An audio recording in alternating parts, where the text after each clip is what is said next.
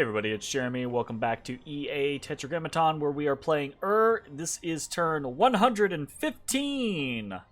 And we're kind of cutting it a little close, because I misjudged time. But anyways, let's jump into things, go through the whole list, and see what the big issues are this turn. Okay. In Dark Knowledge, actually found some stuff. A labyrinth of skulls and an enchanted tomb. Where's that at? Ah, it's at Hall Woods, amusingly enough. So +1 death gem, +1 death gem. Cool, cool. We summoned some more flame spirits, Ugalus, cast another Tartarian Gate. Did another Curse of Blood, another Ugalu Dark Knowledge, some more Kusarikus, etc. And now we have the battle in Halimire. Let's go and watch this. This is our retreating unit running away, fleeing from White Forest, and we can assume the outcome of this. This is a tattered force. The only hope is that we're hoping that we're going to luck out and get a couple kills. Okay, so let's kind of see how things go.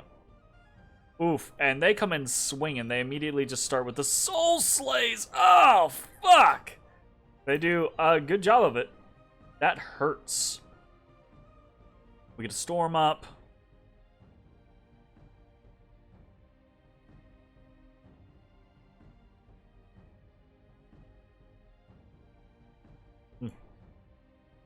There's a blood rain that comes down. Where? Oh no. The air elementals fall into the middle of the Dawn Guard.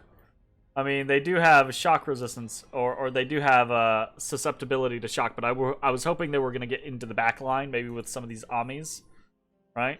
Maybe even a Baal. Susceptible to shock, they'd probably do pretty good. I should remember that. I mean, I already know it. Oh shit, he got this this gen in our back line. Frostbrand, Shield of Gleaming Gold. Decent stuff. Got it, got it, got it. Cool. Oh no! More Soul Slays. He's just killing me with these Soul Slays right now. Holy shit. It looks like that is about it. Doesn't look like we really got any big things off, any big casts off, or anything like that. His Amis that are back here that are able to just Soul Slay. Ooh, nice kits, by the way. Starshine Skullcap, basically the cheapest item he can give them to turn them into Astral 3s on their own. An Eye of the Void and a Spell Focus for penetration. Yep, that'll do it. That will do it. Dangerous fellas, dangerous fellas. And honestly, if he loses one, the Ami itself is relatively cheap, and this is 20... if he's not using hammers, which he probably is, it's 20 Astral Pearls. If he's using hammers, it's, what, 14 Astral Pearls? Easily lost for what he's doing with them. Late game Hinnom is absolutely a nightmare. I'm not sure things are going to go well for us in the long run. But we'll see how it goes. We did some site searching in Javalkish because of the Tart going crazy. We did some blood hunting. Got a little bit. Nothing big. Got some minor battles across. Most of these are, again, still just little things. The trading with Lanka or moving through Hinnom's lands. Took back Feral Woods. We got to see a couple of Amis popping into Lanka's lands and winning. We attacked in Wick and actually ran into a Crystal Mage. I don't know if Lanka just didn't get that message or what. We're trying to coordinate on where all they're going. He might have been trying to like sneak. He might have accidentally misclicked. Who knows, right? But this Vampire Lord, I guess we can watch this real quick. We don't really have a lot of things to watch this turn. So this Vampire Lord, Soul Vortexes. Oh yeah, this guy. Oh, he's feeble-minded. Okay. Sure, fair enough. We actually do get kind of like, we get come at relatively hard here, honestly. That's a fair amount of PD that kind of resisted us there. Almost doesn't end well for us, but we win. Oak Hills, we lose Spear Guard as we're moving through there. Or Oak Halls. We've taken Geta. And then after we took it, there was then a battle. As he moved. Okay. So, Geta is this, right? We moved our chieftain in there. And he moved, so he apparently didn't have any PD there, but he moved this guy, this Horite shaman in there immediately afterwards. And this is kind of unfortunate. These cavemen, because they're undisciplined, they just run forward, but these Maziks are flyers, right? So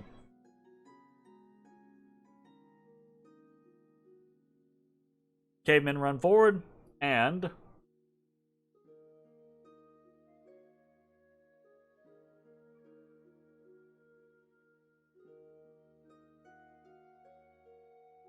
I was gonna say, are they gonna go or not? Yep. Kill the one in the back, and then kill that one. And it's just... I think probably, like, these Maziks aren't... You know, I'm not sure. It would be... It'd probably still be in the favor of the Maziks, because they have so many attacks per square, right? And the cavemen have really bad stats. But if the cavemen didn't have their... If they weren't routing, then that probably would have been a different battle. We've taken control of Delca. We get attacked in Resting Heights by another little group of this. Maziks, led by a Horite Shaman. Interesting raiding force. Up against my PD, definitely has attrition. But, keep in mind... where's this at? This is at Resting Heights. This is outside of my dominion. So within my dominion, very, very different story. I believe if this was the same battle and it was in my dominion, then probably we would have killed them pretty severely. Okay, the Maziks, they come up. Actually, no. We just catch them. We get routed. Gotcha. Light cavalry. Yeah, absolutely. If we had enough candles, I don't even think it would take much. Like 3 or 4 candles, probably that fight goes our way because we're able to kill more of them than they are before they can rout us. As it is, they still had quite a bit of attrition. We control Wick Forest now. We get attacked in Caves of Madness. Lose there. Get attacked in Javal Kish. So this is Lanka taking the throne that we're giving him. Still loses some chaff, but it's whatever. Just a PD. All good. We've taken Wood of Many Paths. Unexpected event in Hall Woods. A Gala gets assassinated. Minus pop in Flower Meadow Forests, and then minus more pop in Unrest. We discover some scouts in a couple of different locations. Kill them where we can. Javal Kish has been breached, and then this one was odd to me. I don't know if it's just because of how it happened, or if it's possible... I might be misinterpreting this. It's possible that he teleported people into Jaburnia. I guess, you know, you can't teleport into a place, can you? I don't really know what happened here. So, Jaburnia was fully sieged. And then we moved off of it this turn and down to Oak Halls, but we also moved people onto it to take over the siege. And even if we didn't move people onto it to take over the siege, we've got 300 siege strength here. It's only 250 wall integrity. To have this statement, defenders of the fort are repairing faster than we can tear it down, that seems very odd. The only thing that I can think is that indeed he was able to teleport people into Gibernia. I don't know how that works necessarily, though. So, IDK. Either way, though, we've got a small force on Gibernia, and we are attacking this turn into Tirnanog with a small force from Gibbero and the large force from Oak Halls. We've done a little bit of tweaking. Most of the things that we're doing are the same, but we've done a little bit of tweaking, added in some advance and cast spells, because I think that's going to be useful in some of the situations that we're trying to deal with. I don't know, man. Like, I need a weekend. I need a weekend. I need a week. I need a week of, like, downtime activity. I don't have enough time to spend in my day-to-day situations. And we've actually got this to the point to where the turn timers are up to 60 hours now. This would be the first time. They have only been 48 hours. So they're going to be 60 hours now. I'm hoping that's going to give me more time to consider things and try to, like, come up with plans and ideas and new strategies to try out. Because what we're doing against Tinom just isn't working. It's just not going to work. It's just, we're not going to get there. So we got to figure out a plan. Part of that is hopefully just working hand in hand with Lanka and seeing how it goes. But so I'm not sure what's happening in Gibernia. Hopefully that's just like a weird buggy thing or whatever, and we'll pop it next turn. Otherwise, we might get chased off of it. We are moving on to Tirnanog. Hopefully we don't get to intercept, but we know there is a lab here, right? And we know he could just teleport a force onto Tirnanog. He has a fair amount of units here. They're not great units, but they're still units. He could move in units from Halbathria, etc. So we could be looking at a very big fight here in Tirnanog in the near future. That's the only big, like, major assault that's happening this turn. Everything else is either raiding or movement. So let's take a look at some of that raiding, right? We've got Tart 14 and Isham 41 that took Wick Forest. They are heading into different locations. I think Isham 41 is heading down to Gaetia, and then the Tart is heading up to Dulufe. We're sending some liches into random locations. We can see we are throwing on amulets of anti-magic for them now. Good, right? Basically just trying to help prevent them from being mine hunted, that type of thing. We've got Tart 16 that is moving into Greendale. He's gonna be somewhat, really wanted to give him a couple gems. He's gonna be support for this big army, aka he might try to, like, intercept something and earthquake it.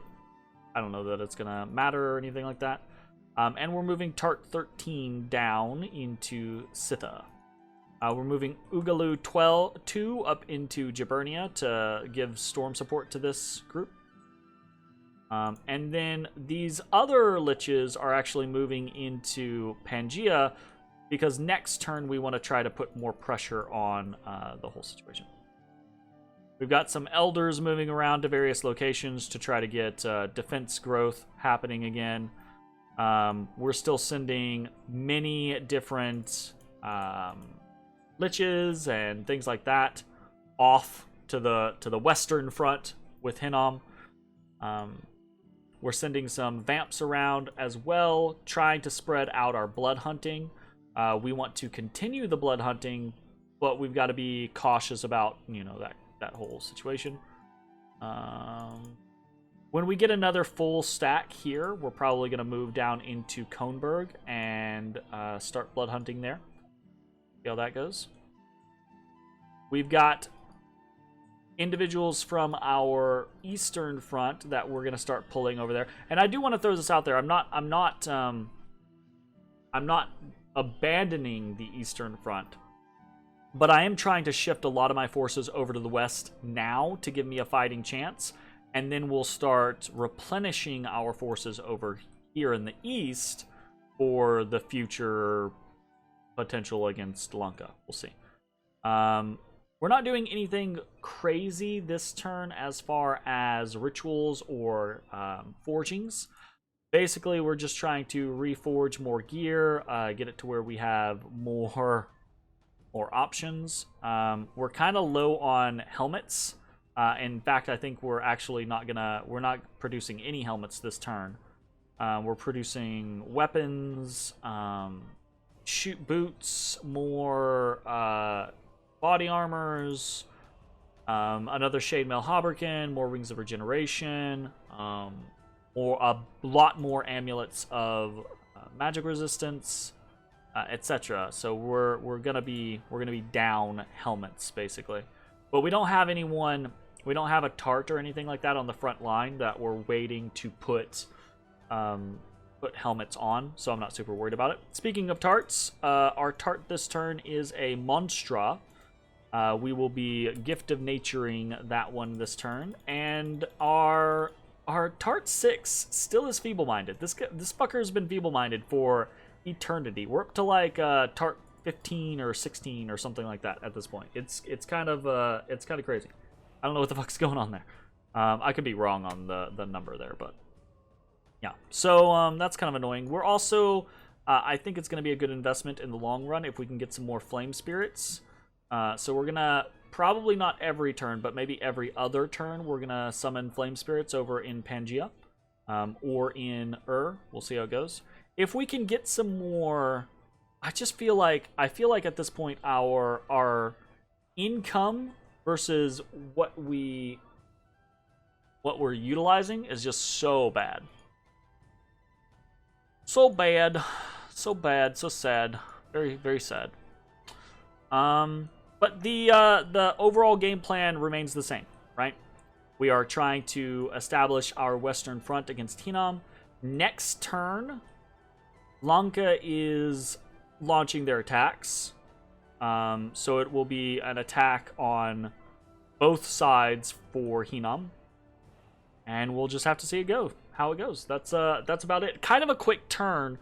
But everything that's been happening is the same stuff that's been happening the last several turns. Nothing big has changed so far. So we're gonna take some losses this turn, I'm sure.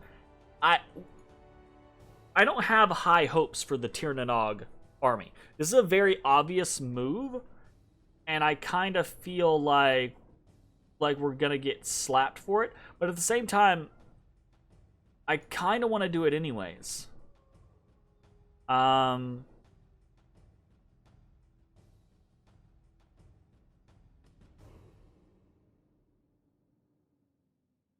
Yeah, I don't know.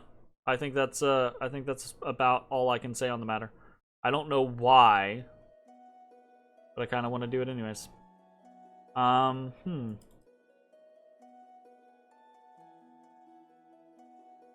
Okay. That's going to be it for the turn. Nothing really missing or anything like that. Nope. That's going to be it for the turn. Thanks for watching. I'll see y'all next time. Bye, everybody.